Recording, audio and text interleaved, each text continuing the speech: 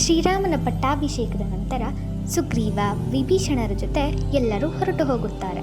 ಆದರೆ ಹನುಮಂತ ಮಾತ್ರ ಅಯೋಧ್ಯೆಯಲ್ಲಿಯೇ ಇರುತ್ತೀನಿ ಎಂದು ರಾಮನಿಗೆ ಹೇಳುವುದರಿಂದ ರಾಮ ಹನುಮಂತನಿಗಾಗಿ ಒಂದು ದೊಡ್ಡ ಕೊಠಡಿಯನ್ನು ಏರ್ಪಾಡು ಮಾಡುತ್ತಾನೆ.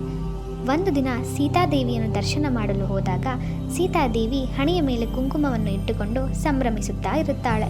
ಇದು ಅರ್ಥವಾಗದೇ ಇದ್ದ ಹನುಮಂತ ಸೀತಾದೇವಿಯ ಬಳಿ ಹೋಗಿ, ಈ ಕುಂಕುಮವನ್ನು ಏಕೆ ಇಟ್ಟುಕೊಳ್ಳುತ್ತಿದ್ದೀರಿ ಅಂತ ಕೇಳುತ್ತಾನೆ. ಅದಕ್ಕೆ ಸೀತಾದೇವಿ, ಕುಂಕುಮವನ್ನು ಇಟ್ಟುಕೊಳ್ಳುವುದರಿಂದ ಶ್ರೀರಾಮ ನನ್ನ ಜೊತೆಯಲ್ಲಿಯೇ ಯಾವಾಗಲೂ ಇರುತ್ತಾನೆ ಅಂತ ಹೇಳುತ್ತಾಳೆ. ಆಗ ಹನುಮಂತ ಅಲ್ಲಿರುವ ಸೇವಕರನ್ನೆಲ್ಲ ಕರೆಸಿ ಬುಟ್ಟಿ ಬುಟ್ಟಿಗಳಷ್ಟು ಕುಂಕುಮವನ್ನು ಅವನ ಕೊಠಡಿಯಲ್ಲಿ ಇಡುವಂತೆ ಹೇಳುತ್ತಾನೆ.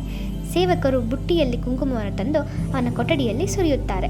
ಹನುಮಂತ ಅವನ ಶರೀರಕ್ಕೆಲ್ಲ ಎಣ್ಣೆಯನ್ನು ಹಚ್ಚಿಕೊಂಡು ಆ ಕುಂಕುಮದ ರಾಶಿಯ ಮೇಲೆ ಬೀಳುತ್ತಾನೆ. ಈ ಘನಕಾರ್ಯವನ್ನು ರಾಮನಿಗೆ ತೋರಿಸಬೇಕೆಂದು ಹೋಗುತ್ತಾ ಇರುತ್ತಾನೆ. ಹನುಮಂತನನ್ನು ನೋಡಿದವರೆಲ್ಲ ಯಾವುದೋ ಭೂತ ಬಂತು ಅಂತ ಭಯಪಟ್ಟು ಓಡಿ ಹೋಗುತ್ತಾ ಇರುತ್ತಾರೆ.